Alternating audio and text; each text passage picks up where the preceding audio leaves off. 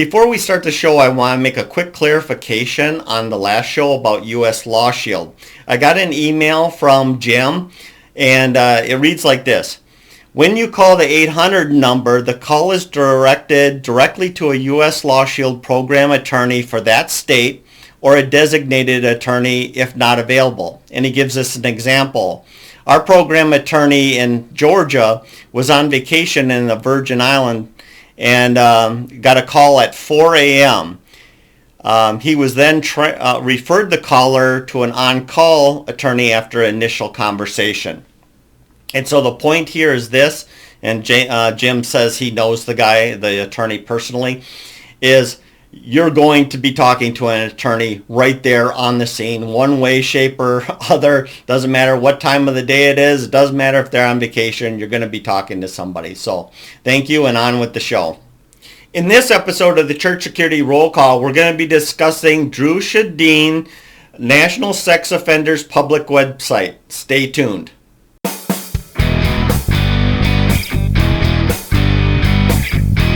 Hi, this is Chris with Sheepdog Church Security, and this is your Church Security Roll Call.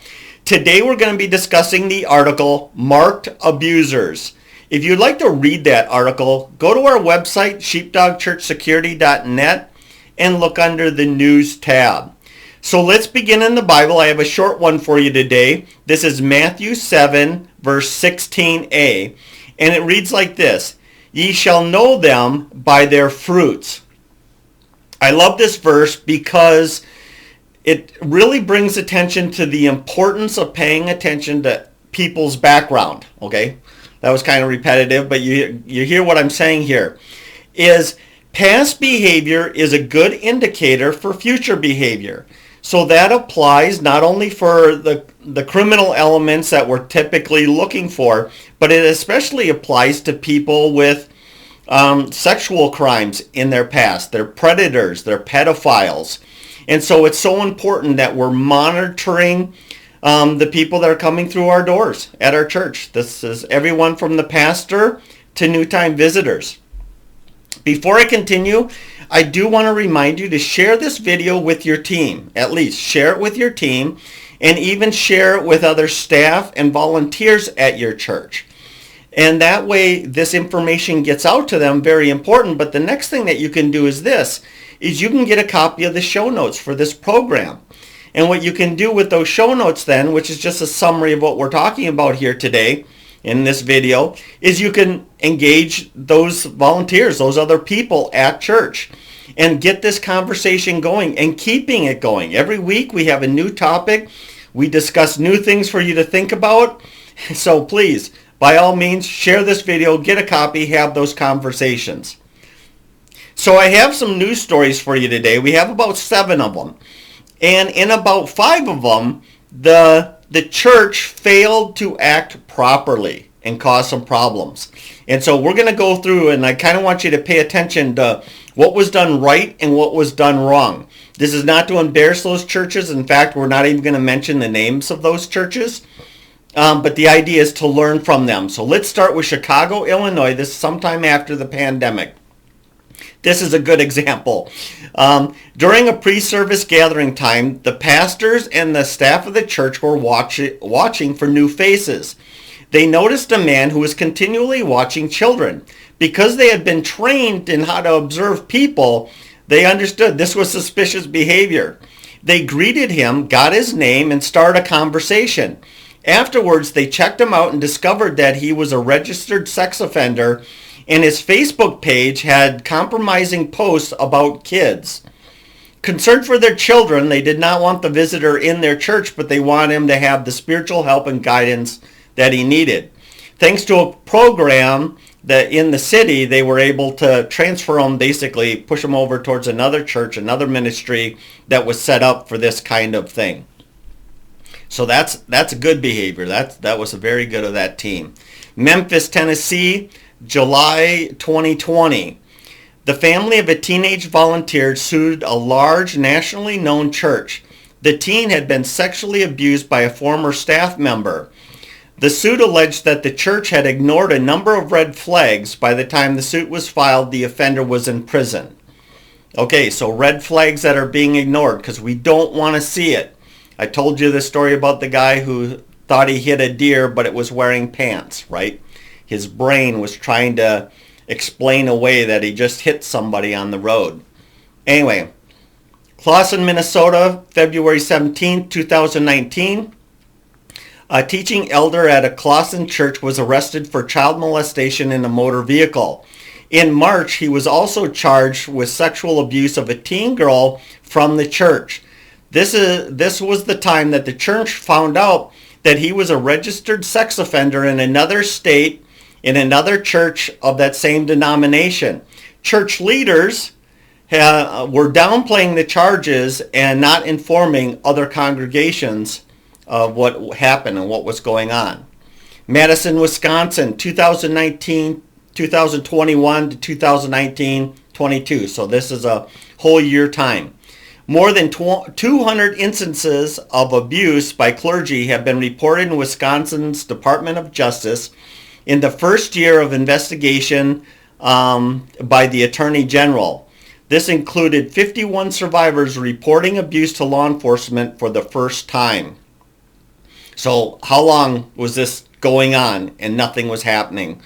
It took the government to tell the church to fix itself.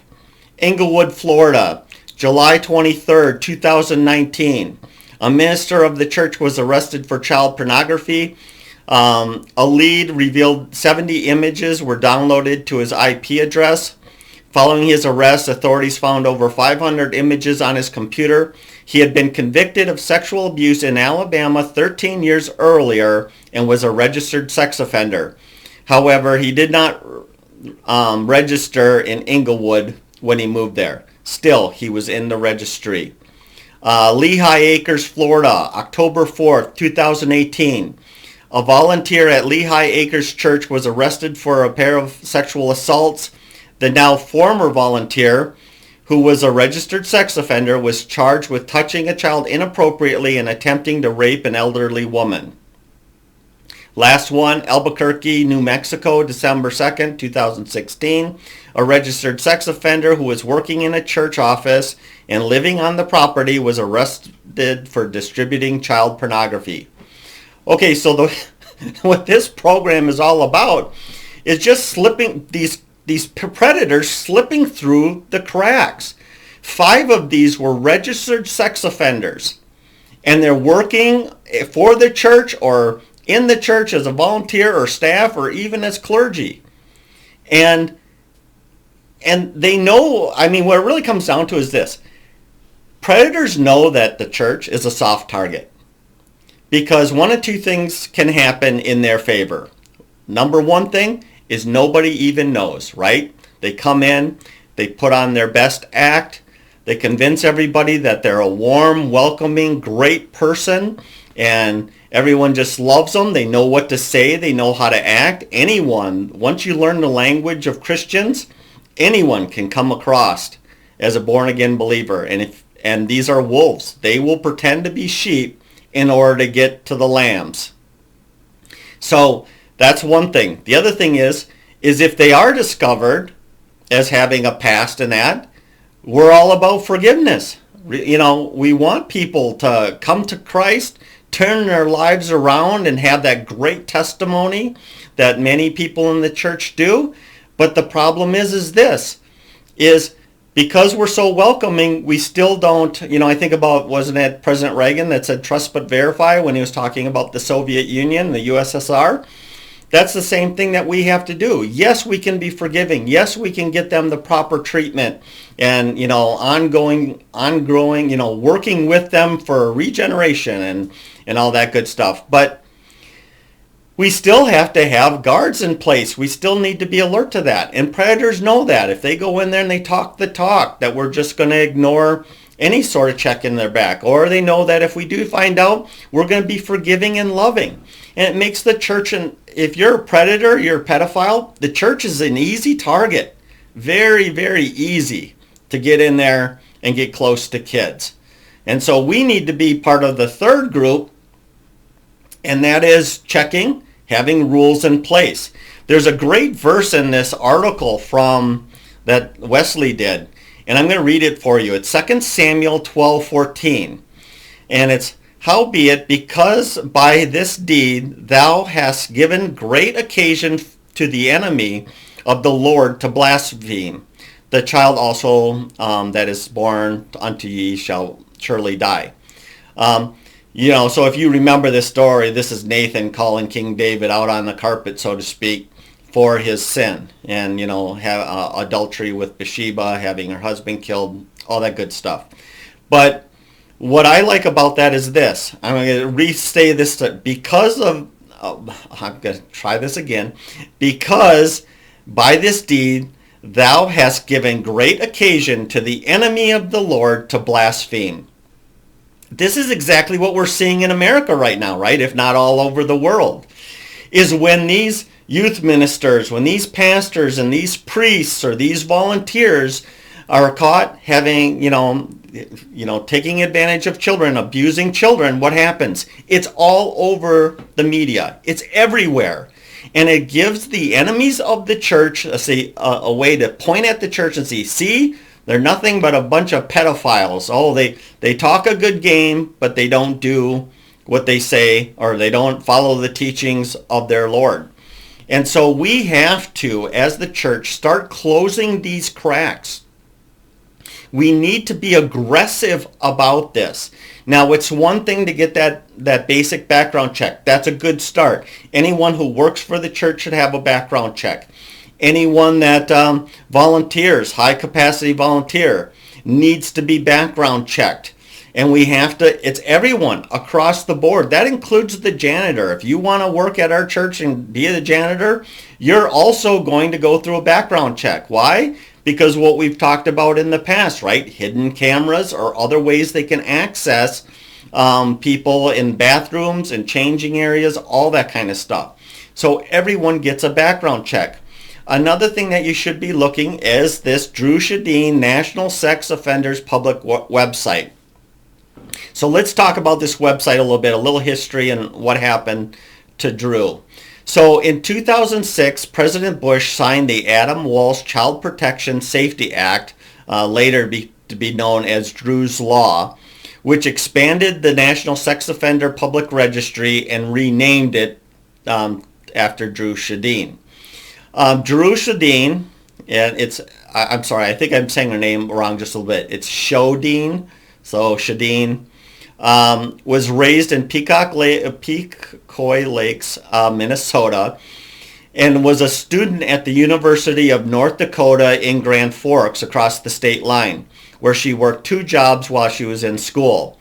On November 22, 2003, Dru left her job at the Columbia Center Mall. According to surveillance camera footage, a man who had been sitting on a bench watching people followed her out to her car. He kidnapped her at knife point and forced her into his car. Then he took her to a rural area in Minnesota, not far from where he lived. He raped and killed her, stabbing her several times. Her body was not found until the snow melted in April. So that was 4 or 5 months of not knowing where she was. The suspect was arrested December 1st. Detectives reviewing the surveillance footage identified the man following Dru, and he was a registered sex offender in Minnesota. A knife in his car belonged to a sheath that was left by her car when he abducted her. Blood in his car had DNA matching that of hers. According to ABC News, now this is back then, because there was no National Sex Offender Registry, the state of North Dakota and its citizens had no way of knowing that there was a level 3 offender, which is a high risk offender, in their midst. So when you go on that site, just a quick note here, when you go on that site, they're going to be level 1, 2, and 3. The higher the number is the likelihood of them committing the crime again. Now, this is not 100%, so a level 2 could, of course, commit a crime again. Level 1 certainly could commit the crime again. This is just based on their history and evaluation, and so he was rated as a level 3, very likely to commit the crime again. He was originally charged with assault and kidnapping, but once they found her body, They were able to charge him also with rape and murder. And because it was across state lines, the court was held in federal court. Okay, so let's learn a little bit about this guy here. He is basically a human time bomb. Earlier that year, the rapist and murderer had been released from prison in Minnesota after serving 23-year sentence for rape and assault. Before that offense, he had already been charged with other sexual assaults. When released from prison, he was registered as a Class 3 sex offender, meaning that he was likely a repeater, and moved in with a relative that lived about 25 miles from Grand Forks.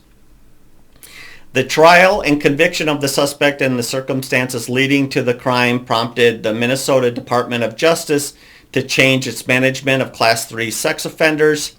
They began notifying county prosecutors about prison releases of Class 3 sex offenders, beginning a process and then they also began a process of having them committed to a treatment facility, basically in-house treatment for the rest of their life.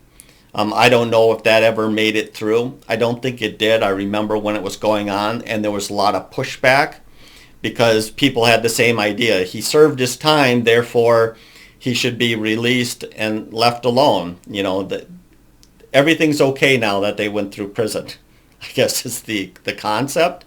And so we want to forgive, right? We want him to move on with his life.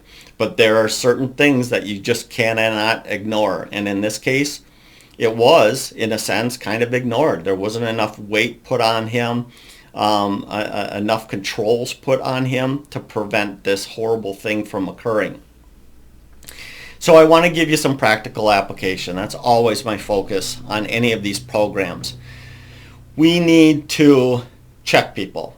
I would, if I were you, get online, find the Dru Sjodin National Sex Offenders public website. I think if you just put National Sex Offenders, you're going to find it.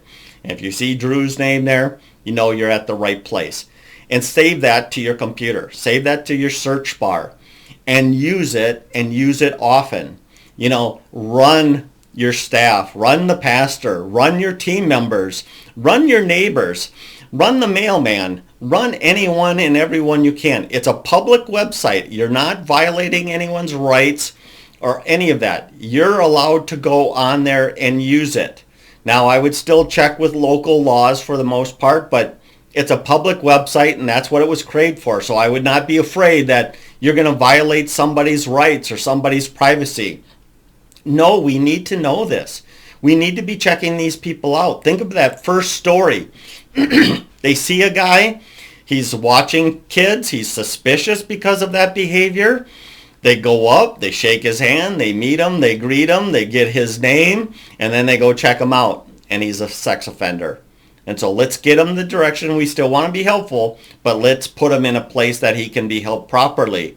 If your church is not set up for reforming level 3, level 2, or any sort of sex offender, then don't try. You know, get a professional in there. Let's take care of this in a proper way. There's somewhere out there. You can get on the phone, call around to other churches. I don't know. Just if you're not trained to do something, don't do it. And if you're not trained to help these kind of people, I'm not sure that you can. Unless, I don't know.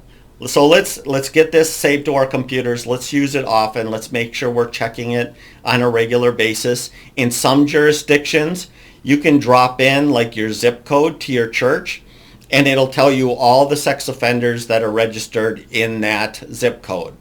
Now remember, and so that's a good way of kind of knowing who's in the area, so that's good. But also remember, this is a government site that depends on government employees to put in the information. So even though you run that zip code and they don't, and nothing comes up or whatever, people still slip through the cracks. So we can't stop being vigilant, paying attention to what's going on, looking for that suspicious behavior, looking for someone that's trying just a little too hard to get into the children's section. And I don't mean violating and trespassing into that area. I'm talking about people that I just love kids and I want to work with kids. Now that could be absolutely true. I don't want to make you too cynical or too suspicious, but I mean, we're sheepdogs. We have to be to some extent. And we have to be looking after these people and making sure we're checking them. And then we have the controls in place to prevent people from getting predators from getting access to our kids. But other than that, thank you so much for being here. Please, if you like this video, share it with your team, share it with your friends, share it with family, share it, comment, like it, all that good stuff. Let's get that information out there. So other than that, thank you so much for joining us today, and hey, let's be careful out there. This program is made for informational purposes only and should not be taken as legal advice.